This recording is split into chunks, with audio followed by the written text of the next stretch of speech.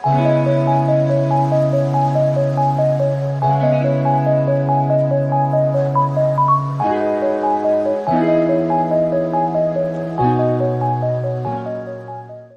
Friends, welcome to your YouTube channel learn with Edu फंडा।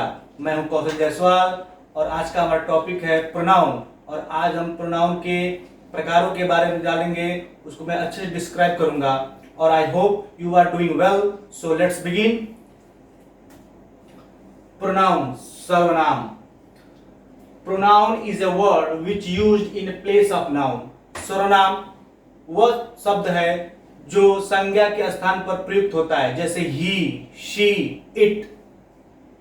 Example में देख लीजिए, Ram is absent because Ram is ill. दोस्तों, अगर कोई कहानी हम लिख रहे हो और बार बार संज्ञा का यूज करें तो अच्छा नहीं लगेगा देखने में भी, और ये ग्रामेटिकल एरर भी है। जैसे राम इज अब्सेंट, राम अनुपस्थित है क्योंकि राम बीमार है।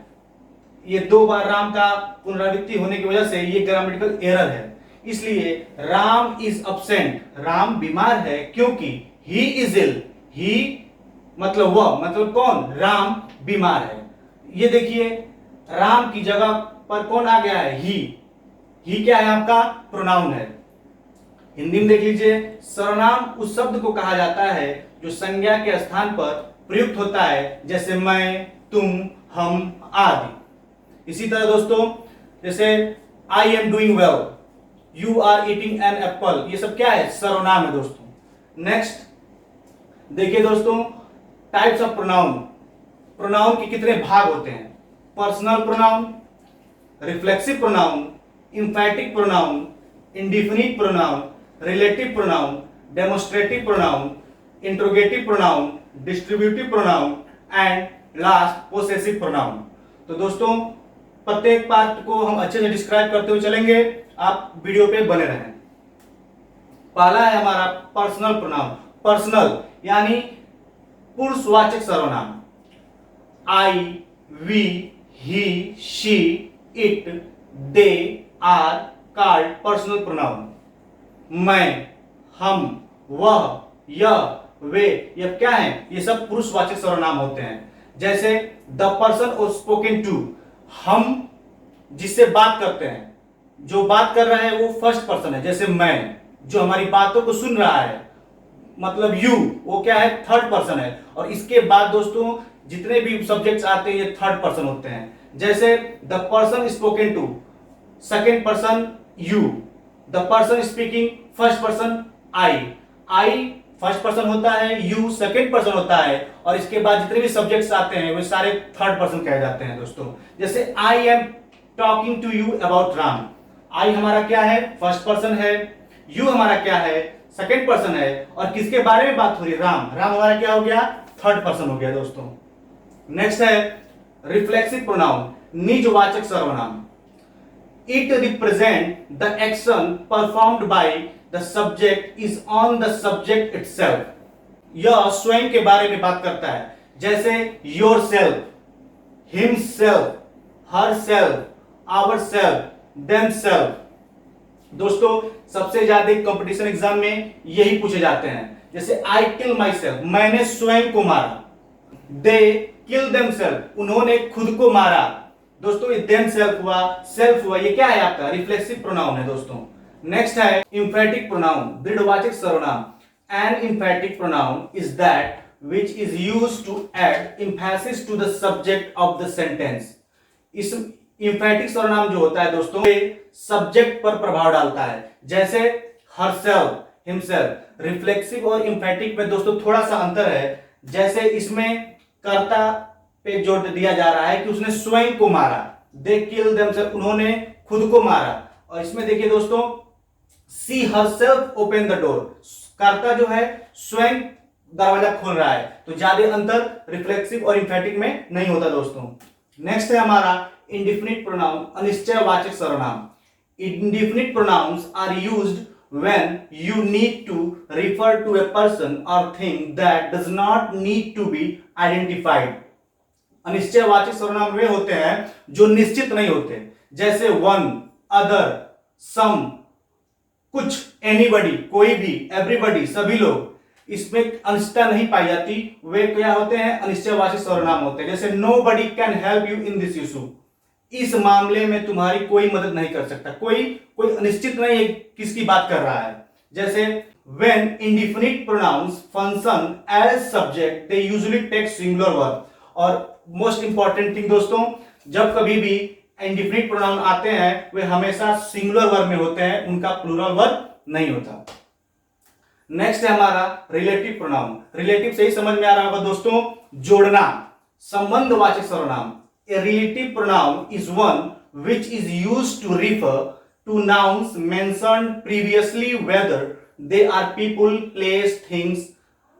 Relative pronoun can be used to join two sentences. Relative pronoun का अर्थ है दोस्तों जब दो वाक्यों के बीच में संबंध स्थापित करता है, जैसे who, that, which, whoever, etc.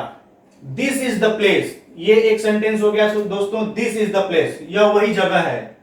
I was born, जहां मैं पैदा हुआ था। और ये दोनों वाक्यों को जोड़ने का काम कौन कर रहा है, where, तो यह वही जगह है जहां मैं पैदा हुआ था। This is the car which I was bought yesterday, यह वही कार है जिसको मैंने कल खरीदा था। तो दोस्तों समझ गए होंगे कि दो वाक्यों को जोड़ने का कार्य कौन सा करता है, रिलेटिव प्रोनाउन करता है। आगे बढ़ते हैं। डेमोन्स्ट्रेटिव प्रोनाउन, निश्चयवाचक सर्वनाम। Demonstrative pronoun indicates the object that we try to describe or tell you the specific distance. Demonstrative pronoun वे होते हैं दोस्तों जो नजदीक और दूरी का बताते हैं कि कौन नजदीक है कौन दूर का भाव पैदा कर रहा है, यह डेमोन्स्ट्रेटिव प्रोनाउन के अंदर आता है। एग्जाम्पल, डेमोन्स्ट्रेटिव प्रोनाउन की एग्जाम्पल है this, that, these, those. This यह नियर का भाव पैदा कर रहा है, दैट वह फार यानी दूर का भाव पैदा कर रहा है, और दिस का प्लूरल होता है दीज ये, और दैट का प्लूरल होता है दोज। इस सेंटेंस में देखते हैं दोस्तों, दिस इज माई कार, यह मेरी कार है। इसमें बात नजदीक की हो रही है कि यह मेरी कार है। दीज आर माई शॉप्स, ये मेरी दुकानें हैं, काफी दूर की बात हो रही है, इंडिकेट कर रहा है कि ये मेरी दुकानें हैं। तो दोस्तों डेमोन्स्ट्रेटिव प्रोनाउन का अर्थ है फार और नियर से लिया जाता है। नेक्स्ट है हमारा इंटरोगेटिव प्रोनाउन, प्रश्नवाचक सर्वनाम। The pronouns that are used for asking question is known as interrogative pronoun. वे सर्वनाम जो प्रश्न पूछने के कार्य को निभाते हैं वे क्या कहलाते हैं, इंटरोगेटिव प्रोनाउन कहलाते हैं। जैसे हु कौन, विच किसका, हुज किसका, हुम किसे, आदि। जैसे हु टॉट यू इंग्लिश, तुम्हें इंग्लिश किसने पढ़ाया। हु क्या है हमारा, इंटरोगेटिव प्रोनाउन है। और एक बात दोस्तों, जब भी इंटरोगेटिव प्रोनाउन आते हैं उसके लास्ट में क्वेश्चन मार्क कंपल्सरी हो जाता है। हु इज ही, वह कौन है। हु हमारा क्या है, इंटरोगेटिव प्रोनाउन है दोस्तों। चलिए आगे बढ़ते हैं। डिस्ट्रीब्यूटिव प्रोनाउन, वितरणवाचक सर्वनाम।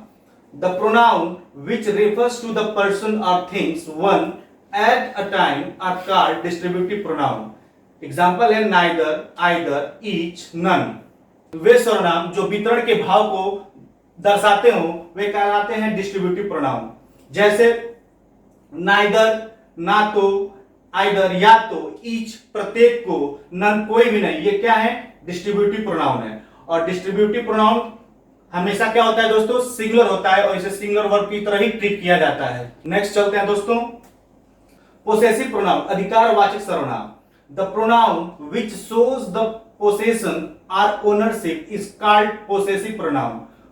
पोसेशन मतलब स्थिति को बताता है, ओनरशिप मतलब अपनापन बताता है, वो क्या कहलाता है, पोसेसिव प्रोनाउन कहलाता है। जैसे माइन मेरा, योर तुम्हारा, आवर्स हमारा।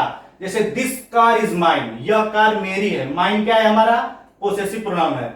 इट ऑल योर्स, यह सब तुम्हारा है। योर्स क्या है दोस्तों, पोसेसिव प्रोनाउन है। तो जब कभी भी एग्जाम में माइन, योर्स पूछे कि ये कौन से प्रोनाउन है, तो कौन से प्रोनाउन होंगे दोस्तों, पोसेसिव प्रोनाउन होंगे। तो दोस्तों आई होप आपको ये वीडियो पसंद आई होगी और आपको समझ में भी आया होगा। अगर दोस्तों वीडियो अच्छी लगी हो तो लाइक करें, शेयर करें, सब्सक्राइब करें और मेरी अगली क्लास का वेट करें। तब तक के लिए पढ़ते रहें और घर पे सुरक्षित रहें। धन्यवाद।